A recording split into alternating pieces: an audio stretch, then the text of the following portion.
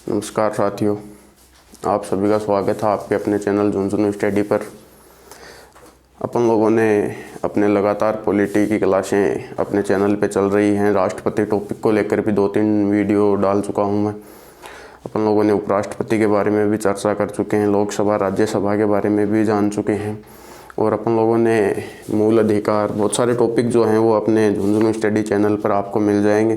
तो आप पुराने जो वीडियो हैं उनको एक बार ज़रूर देखें, क्योंकि अभी एग्ज़ाम जो हैं वो पास में ही आने वाली हैं। राजस्थान पुलिस की एग्ज़ाम हो, चाहे वो पटवारी को लेकर हो, बहुत सारे एग्ज़ाम जो हैं अपन हर एक सिलेबस जो है, अपना जो टॉपिक जो है, कंटेंट जो है वो इस लेवल पे उपलब्ध करवाया जा रहा है कि आपको किसी भी प्रतियोगिता परीक्षा को लेकर कोई प्रॉब्लम नहीं होनी चाहिए। आप इन वीडियो को ज़्यादा से ज़्यादा देखें। आज एक छोटे से टॉपिक पे बात करना चाहूँगा मैं, जो महान्यायवादी है। 15 या 20 मिनट की अपनी आज चर्चा जो है वो महान्यायवादी टॉपिक को लेकर रहने वाली है। तो अपन लोग बात करते हैं महान्यायवादी। महान्यायवादी जो है, इस पद के बारे में क्या है, कौन से कार्य करता है, किस प्रकार से नियुक्ति होती है, उन सारे विषयों के बारे में आज हम लोग चर्चा करने जा रहे हैं। सबसे पहली बात तो ये है कि महान्यायवादी पद जो है वो संविधान के किस भाग में है। तो भाग याद रखें 5। कौन से भाग में? 5 में है। अनुच्छेद 76। किस अनुच्छेद में महान्यायवादी पद के बारे में उल्लेख किया गया है? तो अनुच्छेद 76 में महान्यायवादी पद के बारे में उल्लेख किया गया है। याद रह जाएगा कि किस अनुच्छेद में महान्यायवादी पद के बारे में उल्लेख किया गया है। तो अनुच्छेद 76 में महान्यायवादी पद के बारे में उल्लेख किया गया है। ये जो महान्यायवादी का पद जो था वो किस देश के संविधान से लिया गया था? इंग्लैंड के संविधान से लिया गया था। किस देश से हमने इस पद को लिया है? तो इंग्लैंड के संविधान से लिया। काफ़ी बार कॉमन से क्वेश्चन में उठा लेता है अगला कि महान्यायवादी का पद किस देश के संविधान से लिया गया है, और ऑप्शन दे देगा भारत, अमेरिका है, फ्रांस है, इंग्लैंड है, इस प्रकार से दक्षिणी अफ्रीका है। तो आपका राइट आंसर होना चाहिए इंग्लैंड के संविधान से लिया गया है। महान्यायवादी की बात कर रहे हैं तो महान्यायवादी की नियुक्ति कौन करेगा? महान्यायवादी की नियुक्ति भारत का राष्ट्रपति करेगा। महान्यायवादी की नियुक्ति कौन करेगा? राष्ट्रपति करेगा। भारत का राष्ट्रपति क्या करेगा? महान्यायवादी की नियुक्ति करेगा। महान्यायवादी बनने के लिए योग्यता की अगर मैं बात करूं तो सर्वोच्च न्यायालय का न्यायाधीश बनने की योग्यताओं के समान, मतलब जो व्यक्ति सर्वोच्च न्यायालय का न्यायाधीश बनने की योग्यता रखता है उसे क्या बनाया जा सकता है? महान्यायवादी बनाया जा सकता है। मतलब सुप्रीम कोर्ट का जो न्यायाधीश बनने की योग्यता रखता है उसी को क्या किया जाएगा?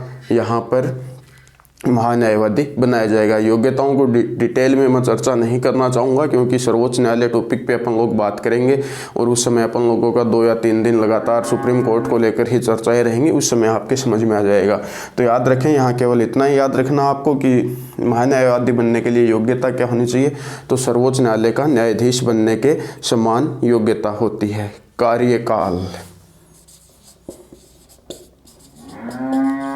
कार्यकाल की बात करूं तो 5 वर्ष या 65 वर्ष जो भी पहले हो।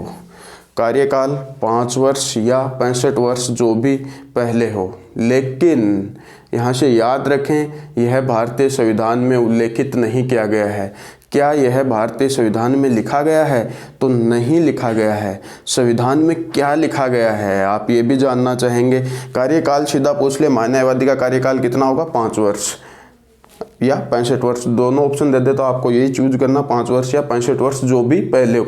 लेकिन संवैधानिक भाषा में लिखा गया है कि महान्यायवादी राष्ट्रपति के प्रसाद पर्यंत पद पर बने रहेंगे। महान्यायवादी किस प्रकार से पद पर बने रहते हैं? राष्ट्रपति के प्रसाद पर्यंत ही पद पर बने रहते हैं। कार्यकाल में अगर ऑप्शन दे दिया जाए तो आपको सिलेक्ट करना है राष्ट्रपति के प्रसाद पर्यंत पद पर बने रहते हैं। ये महान्यायवादी है क्या? आप ये जानना चाह रहे होंगे कि सर ये महान्यायवादी क्या है? यह एक केंद्र सरकार का वकील होता है जो केंद्र सरकार को कानूनी मामलों में सलाह देता है। जैसे कि इवन मैं बात करूं, आप और हम लोग हैं जिस पे कोई मुकदमा दर्ज हो जाता है, सामान्य व्यक्ति पे अगर कोई क्राइम कर देता है, कोई मुकदमा दर्ज हो जाता है, चाहे वो दीवानी हो, फौजदारी हो, किसी भी प्रकार का कोई मामला दर्ज हो जाता है, तो कोर्ट में जाते हैं और अपन क्या करते हैं, किसी न किसी लॉयर को हायर करते हैं, वकील को लेके जाते हैं, हमारा केस लड़ता है वो वकील। उसी प्रकार से केंद्र सरकार के भी तो मामले बनते हैं कोर्ट में, और अगर केंद्र सरकार का कोई मामला बनता है कोर्ट में तो केंद्र सरकार की तरफ से पैरवी कौन करेगा, केंद्र सरकार की वकालत कौन करेगा, वो महान्यायवादी करेगा। जो व्यक्ति करता है उसे क्या बोलते हैं, महान्यायवादी कहा जाता है। समझ में आ गई कि महान्यायवादी होता क्या है। अब बात करते हैं महान्यायवादी के कार्यों को लेकर कि महान्यायवादी क्या कार्य करता है। महान्यायवादी के कार्य, महान्यायवादी के कार्यों की अगर मैं बात करूं तो महान्यायवादी जो है वो केंद्र सरकार को विधिक मामलों में सलाह देने का काम करता है। महान्यायवादी क्या करता है, केंद्र सरकार को विधिक जो मामले हैं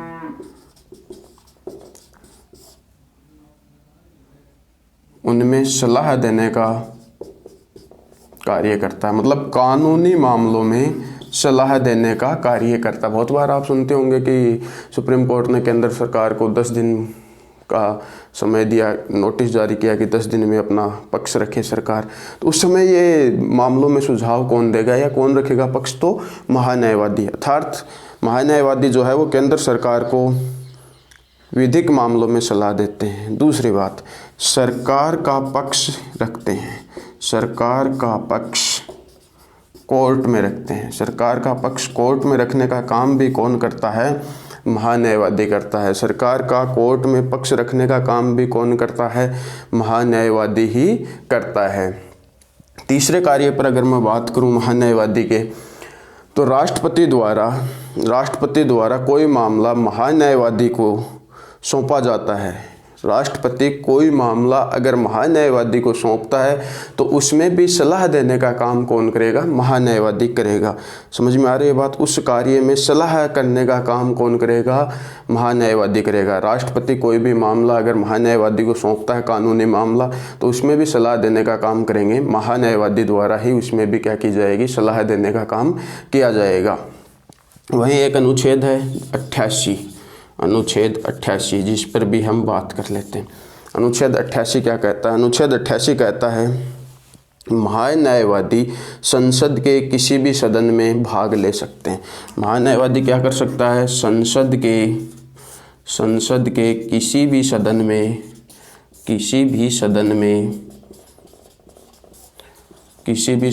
भाग ले सकता है। महान्यायवादी संसद के किसी भी सदन में भाग ले सकता है, अपना पक्ष रख सकता है, अपनी बात रख सकता है। संसद के 2 सदन होते हैं, लोकसभा और राज्यसभा। महान्यायवादी किसी भी सदन में भाग ले सकता है। जैसे संसद का सत्र चल रहा है, लोकसभा चल रही है, राज्यसभा चल रही है, तो वो किसी भी सदन में चला जाएगा किसी विषय को लेकर, और वो अपना पक्ष भी रख देगा, वहाँ अपनी राय भी दे देगा। लेकिन याद रखें, मत देने का अधिकार नहीं है। क्या नहीं कर सकता, मत नहीं दे सकता। मान लो किसी विधेयक को लेकर वोटिंग हो रही है तो वह वोट नहीं दे सकता। जब भी किसी विधेयक को लेकर अगर चर्चा हो रही है तो वो क्या कर सकते हैं, वह अपनी राय दे सकते हैं कि भाई जो भी कानूनी मामला है या कोई भी विधेयक पर चर्चा हो रही थी तो अपना पक्ष रख सकते हैं वो। याद रखें, महान्यायवादी किस अनुच्छेद के तहत संसद के सदन में भाग ले सकते हैं, 88। और 88 क्या कहता है कि किसी भी सदन में भाग ले सकता है, अपनी राय दे सकता है, लेकिन क्या नहीं कर सकता, मत नहीं दे सकता। स्पष्टतया याद रह जाएगा। वहीं महान्यायवादी जो होता है वो संसद की किसी भी समिति का सदस्य हो सकता है, किसी भी समिति का सदस्य हो सकता है। महान्यायवादी किसी भी संसद की जो समितियां होती हैं उनमें किसी भी समिति का क्या हो सकता है, सदस्य हो सकता है। ये भी याद रखें कि महान्यायवादी संसद की किसी भी समिति का सदस्य भी हो सकता है। महान्यायवादी के कार्यों पे बात कर ली है अपन लोगों ने, योग्यता के बारे में, कार्यकाल के बारे में, नियुक्ति के बारे में। वहीं आपको बता दिया इसे हटाने का भारतीय संविधान में कहीं उल्लेख नहीं किया गया। ये राष्ट्रपति के प्रसाद पर्यंत पद पर बने रहते हैं। भारत के जो प्रथम महान्यायवादी थे वो MC शीतलवाड़ा थे।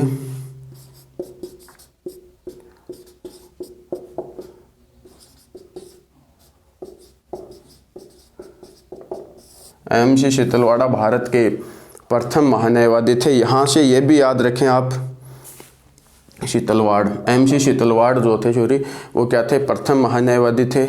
सर्वाधिक कार्यकाल वाले महान्यायवादी भी कौन थे, MC शीतलवाड़ थे। मतलब सबसे ज़्यादा समय तक महान्यायवादी रहने वाले व्यक्ति भी कौन थे, 1950 से 62 तक लगभग इन्होंने अपना कार्य किया था।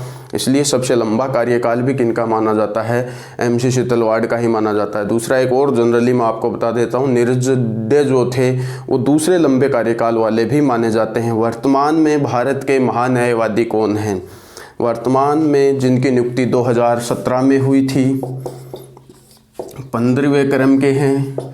इतना मैं आपको बता देता हूं कि वर्तमान में कौन से महान्यायवादी कार्यरत हैं, तो 15वें महान्यायवादी कार्यरत हैं। कब इनकी नियुक्ति हुई थी, 2017 में हुई थी, और उनका नाम क्या है, तो के वेणुगोपाल, के वेणुगोपाल।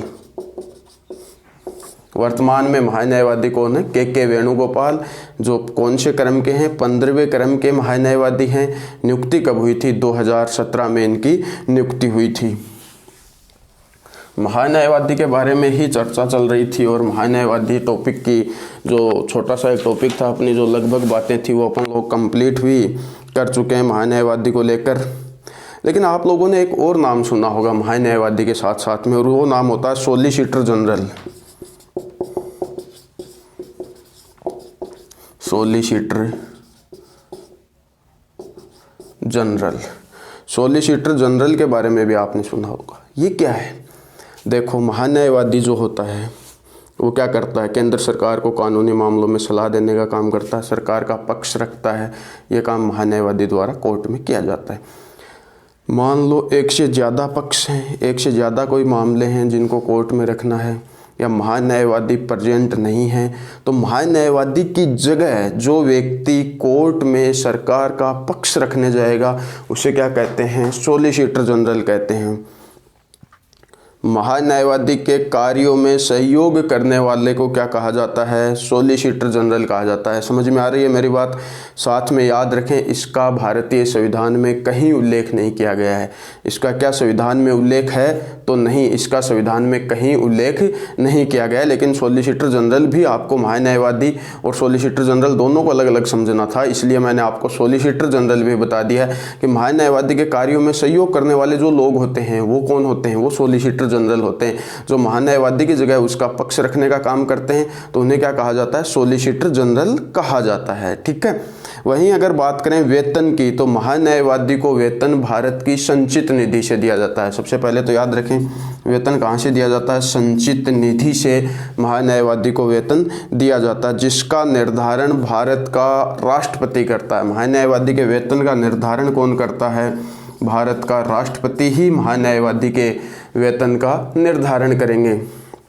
90,000 रुपये जिन्हें दिए जाते हैं, लेकिन याद रखें लोक सेवक के रूप में नहीं आते हैं। ये लोक सेवक के अंतर्गत महान्यायवादी पद को शामिल नहीं किया जाता। तो याद रख लेंगे वेतन कहाँ से दिया जाता है, संचित निधि से, और जिसका निर्धारण करने का काम भी कौन करता है, भारत का राष्ट्रपति ही इनके वेतन को निर्धारण करने का काम करता है। महान्यायवादी निजी प्रैक्टिस तो कर सकते हैं। आपके दिमाग में ये क्वेश्चन भी आता होगा कि सर एक बार महान्यायवादी रह गया, क्या वो कोर्ट में केस लड़ सकता है? तो मैं आपको बता दूं, महान्यायवादी जो हैं वो निजी प्रैक्टिस तो कर सकते हैं, किसी भी कोर्ट में जाकर केस लड़ सकते हैं, लेकिन सरकार के विरुद्ध किसी भी प्रकार का कोई केस नहीं लड़ सकते। मान लो 5 साल का टर्नओवर था, पूरा हो गया, कार्यकाल पूरा हो गया, सामान्य हो गए, उसके बाद वो कोर्ट में जाएंगे तो वो कोर्ट में वो ही मामले लड़ सकते हैं जो सरकार के खिलाफ नहीं हो। अगर सरकार के बनाव हो, सीधा सरकार के खिलाफ अगर कोई मामला हो तो वो महान्यायवादी नहीं लड़ सकता। ये अपना एक टॉपिक था छोटा सा महान्यायवादी को लेकर, जिसके भाग 5 अनुच्छेद 76 पे हमने बात की। महान्यायवादी की नियुक्ति के बारे में बात की, कार्यकाल के बारे में बात की, कार्यों के बारे में बात की। इसी के साथ आज की क्लास, अपनी जो छोटी सी क्लास थी, एक छोटे से टॉपिक को लेकर हमने करीब 15-16 मिनट आपके सामने आना था, इस टॉपिक के बारे में चर्चा करनी थी। काफ़ी इंपॉर्टेंट टॉपिक था, काफ़ी बार एग्जाम में क्वेश्चन पूछ लिए जाते हैं, इसलिए आप इसको पढ़ें। और नेक्स्ट टॉपिक पे अपन लोग जल्दी ही चर्चा करने आ रहे हैं। तब तक के लिए धन्यवाद दोस्तों, और इस चैनल को सब्सक्राइब करें और लाइक करें और जो है अन्य आपके जो दोस्त हैं उनसे भी सब्सक्राइब करवाएं। धन्यवाद दोस्तों।